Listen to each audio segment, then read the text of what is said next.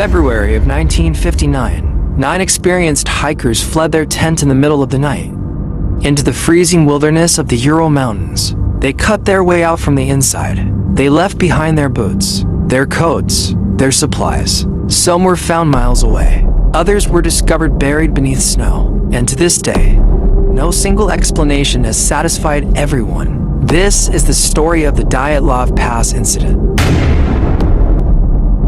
The group was led by 23-year-old Igor Dyatlov, an experienced mountaineer and engineering student. The hikers were not amateurs. They were trained, disciplined, and certified for high-level expeditions. The plan was to cross the northern Ural Mountains in what was then the Soviet Union. There were 10 members originally. One turned back due to illness early in the journey.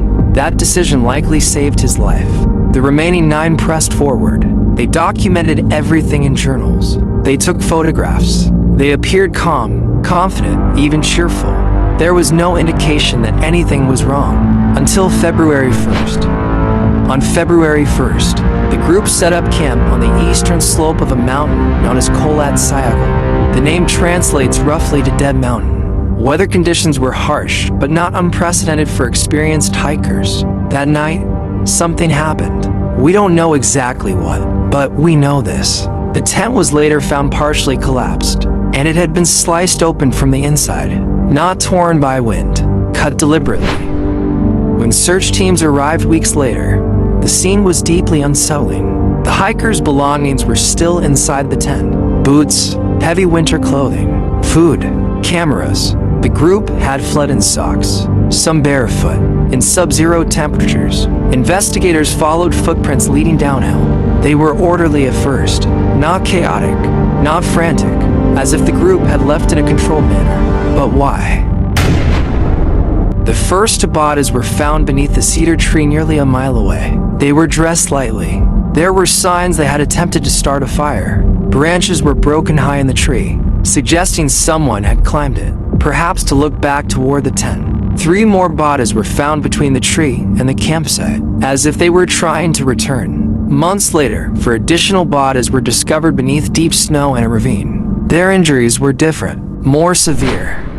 Several hikers had fractures, cracked ribs. One had a severe skull injury. One was missing her tongue, and some clothing reportedly showed traces of radiation. Soviet investigators concluded the injuries were consistent with a powerful force, comparable to a car crash. Yet there were no external wounds matching that level of trauma. No signs of another group. No clear evidence of a struggle. No footprints besides their own. The Soviet investigation closed with a vague statement. The hikers died due to a compelling natural force.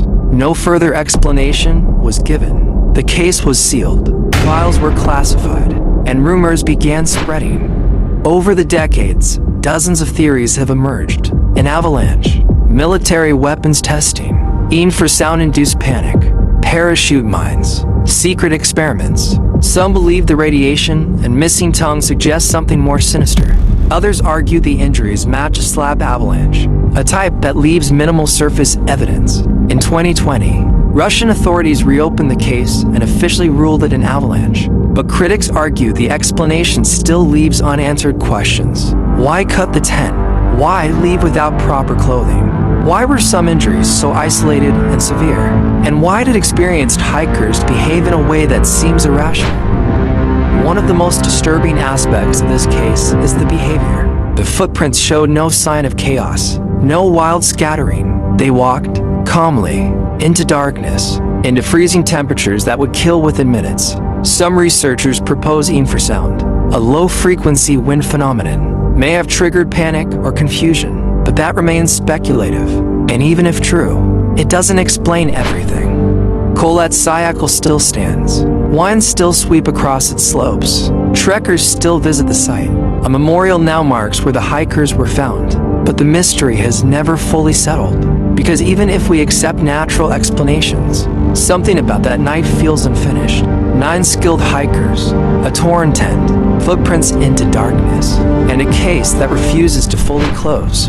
In the end, the Dyatlov Pass incident may not be a story of monsters or conspiracies.